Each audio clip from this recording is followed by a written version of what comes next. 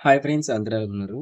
So చాలా మంది students ఏంటంటే పారామెడికల్ కౌన్సిలింగ్‌కి సంబంధించి సెకండ్ ఫేజ్ సీట్ అలాట్‌మెంట్ అనేది ఎప్పుడు రిలీజ్ చేస్తారని చెప్పేసి అడుగుతున్నారనమాట. సో దానికి సంబంధించి ఎక్కువ కామెంట్స్ కూడా అయితే వస్తున్నాయి. సో ఇప్పుడేంటంటే మనం సెకండ్ ఫేజ్ సంబంధించి సీట్ అలాట్‌మెంట్ ఎప్పుడొస్తుందని చెప్పేసి తెలుసుకోబోతున్నాం. సో దాంతో పాటు సెకండ్ ఫేజ్ సంబంధించి సీట్ అలాట్‌మెంట్ రిలీజ్ అయినప్పుడు మనకు కావాల్సిన డాక్యుమెంట్స్ ఏంటో కూడా మనం తెలుసుకోబోతున్నాం అనమాట. సో మనకేంటంటే సెకండ్ ఫేజ్ సంబంధించి సీట్ అలాట్‌మెంట్ వచ్చిన వెంటనే కూడా మనకు ఒక 5 డేస్ అయితే ఇస్తారు. మనకి సెల్ఫ్ రిపోర్టింగ్ కోసం. సో 5 డేస్ సెల్ఫ్ రిపోర్టింగ్ అయితే చేయాలి. ఆ తర్వాత మనకి థర్డ్ ఫేజ్ కనెక్ట్ చేస్తారనమాట. సో ఇప్పుడు ఈ వీడియోలో ఏంటంటే మనకి సెకండ్ ఫేజ్ సంబంధించి సీట్ అలాట్‌మెంట్ ఆర్డర్ అనేది ఓకే. ఎప్పుడొస్తుందో తెలుసుకుందాం. సో ముందుగా చూసుకున్నట్లయితే మనకి యూనివర్సిటీ వాళ్ళ దగ్గర నుంచి ఒక అప్డేట్ అయితే వచ్చిందనమాట. సో మనకి ఎవరైతే యూనివర్సిటీకి సంబంధించి స్టాఫ్ ఎవరైతే ఉంటారో సో అందులో కొంతమంది చెప్పిందేంటంటే మనకి రేపే మనకి ఈ యొక్క సెకండ్ ఫేజ్ సంబంధించి సీట్ అలాట్‌మెంట్ ఆర్డర్ అయితే రిలీజ్ చేస్తారనమాట. సో రేపు గాని లేకపోతే ఎల్లుండి గాని రిలీజ్ చేస్తారు. సో మాక్సిమం రేపైతే రిలీజ్ చేసే అవకాశం అయితే ఉందని చెప్పేసి మనకి క్లారిటీగా అయితే చెప్పడం జరిగింది. సో ఎవరైనా సెకండ్ ఫేజ్ సంబంధించి సీట్ అలాట్‌మెంట్ కోసం వెయిట్ చేస్తే మనకు వీడియోని లైక్ చేయండి. సో దాంతో పాటే మనకి సెకండ్ ఫేజ్ సంబంధించి సీట్ అలాట్‌మెంట్ రేపు వస్తుంది కదా! సో అది చూసుకున్నట్లయితే ఫస్ట్ మనకి కాలేజ్ వైస్ సీట్ అలాట్‌మెంట్ అయితే రిలీజ్ చేస్తారు అఫీషియల్ వెబ్‌సైట్‌లో ఇంటీరియర్ మినిస్ట్రీ యొక్క అఫీషియల్ వెబ్‌సైట్‌లోనే.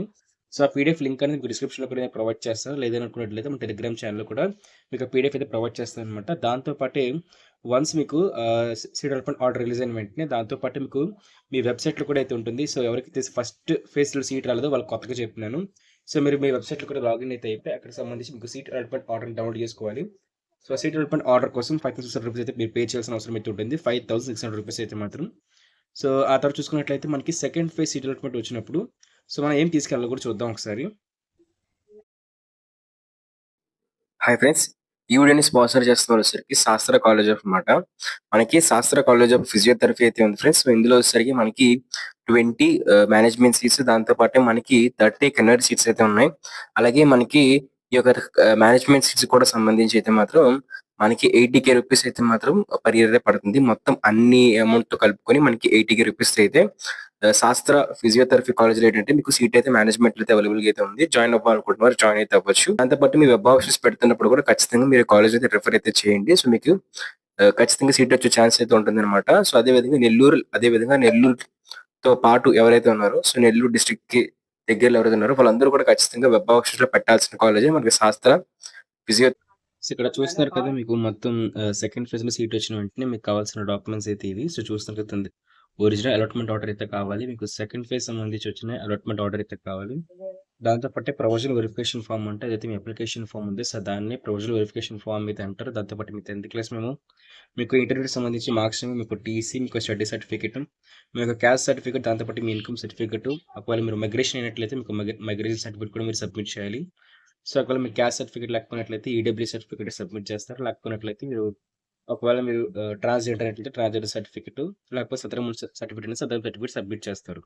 సో డాక్యుమెంట్స్ అయితే మీరు తీసుకెళ్లాల్సిన అవసరం అయితే ఉంటుంది. సో ఒరిజినల్ తీసుకెళ్లాల్సిన అవసరం అయితే ఉంటుంది. దాంతో పాటే మీకు సంబంధించి 2 జెరాక్స్ కూడా తీసుకొని సో కొన్ని పాస్‌పోర్ట్ సైజ్ ఫోటోలు కూడా తీసుకెళ్ళినట్లయితే మీకు సంబంధించి సెల్ఫ్ రిపోర్టింగ్ కంప్లీట్ అయిపోతుందన్నమాట.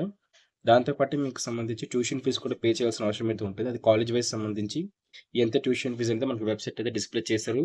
సో అది కూడా చెక్ చేసుకోవాలి. సో ఒకవేళ మీరు ప్రీవియస్ కాలేజ్‌కి సంబంధించి డాక్యుమెంట్స్ సబ్మిట్ చేసినట్లయితే అక్కడికైతే వెళ్లి మీరు రిటన్ అడిగినట్లయితే వాళ్ళు రిటన్ అయితే ఇస్తారు. ఏదైతే మీకు అలాట్‌మెంట్ ఆర్డర్ ఉందో సో అలాట్‌మెంట్ ఆర్డర్‌ని గాని మీరు చూపించినట్లయితే మీకు సంబంధించిన డాక్యుమెంట్స్ అనేవి రిటన్ అయితే ఇస్తారన్నమాట. సెకండ్ ఫేజ్‌లో మీకు సీట్ వచ్చిందని చెప్పేసి. మరి చూస్తున్నారు కదా మీకు సంబంధించి అయితే సీట్ అలాట్‌మెంట్ వచ్చిన తర్వాత మీరు పే చేయాల్సిన ట్యూషన్ ఫీజ్ అమౌంట్ అన్నమాట. సో మీకు కొంత అమౌంట్ అయితే ఎక్స్‌ట్రా తీసుకుంటారు. సో అమౌంట్ అయితే మీరు సబ్మిట్ చేయాల్సిన అవసరం అయితే ఉంటుంది. సో ఇన్ కేస్ మీరు ఎక్కడైనా సరే ట్యూషన్ ఫీజ్ పే చేసినట్లయితే అక్కడ సంబంధించి అడ్మిషన్ ఫీజ్‌ని కట్ చేసుకొని ఫస్ట్ ఫేజ్ కౌన్సిల్ వచ్చిన సీట్‌లో అడ్మిషన్ ఫీజ్ ఎంతో కొంత 2,000 ఎంతో కట్ చేసుకొని మీకైతే మీ అమౌంట్ రిటర్న్ అయితే ఇస్తారు. సో ఈ ట్యూషన్ ఫీజ్‌లో వచ్చేసరికి సెకండ్ ఫేజ్ కౌన్సిల్ వచ్చిన కాలేజ్‌కి మీరు పే చేసేయాలన్నమాట. సో ఇది ఫ్రెండ్స్ మనకి పారామెడికల్ కౌన్సిలింగ్ సంబంధించి లేటెస్ట్ అప్డేట్. సో ఇంకేమైనా అప్డేట్ వచ్చినట్లయితే ఖచ్చితంగా వీడియో చేస్తానన్నమాట. సో రేపు సీట్ అలాట్‌మెంట్ ఆర్డర్ రిలీజ్ అయిన వెంటనే మన టెలిగ్రామ్ ఛానెల్‌లో పోస్ట్ చేయడం జరుగుతుంది. అలాగే మన వీడియో కూడా చేయడం జరుగుతుంది. సో అందరూ సబ్స్క్రైబ్ చేసుకొని బెల్ నోటిఫికేషన్ అయితే ఆన్‌లో పెట్టుకోండి. దాంతో పాటు మనకి సెల్ఫ్ రిపోర్టింగ్‌కి సంబంధించి కానివ్వండి, లేకపోతే ఫస్ట్ థర్డ్ ఫేజ్ కౌన్సిలింగ్‌కి సంబంధించి కానివ్వండి. సో ప్రతి అప్డేట్ అయితే మీకు ఇవ్వడం జరుగుతుందన్నమాట. సో సబ్స్క్రైబ్ చేసుకొని బెల్ నోటిఫికేషన్ ఆన్‌లో పెట్టుకోండి. టెలిగ్రామ్, వాట్సాప్ ఛానెల్‌లో జాయిన్ అయితే అయిపోండి. Thank you friends. బై.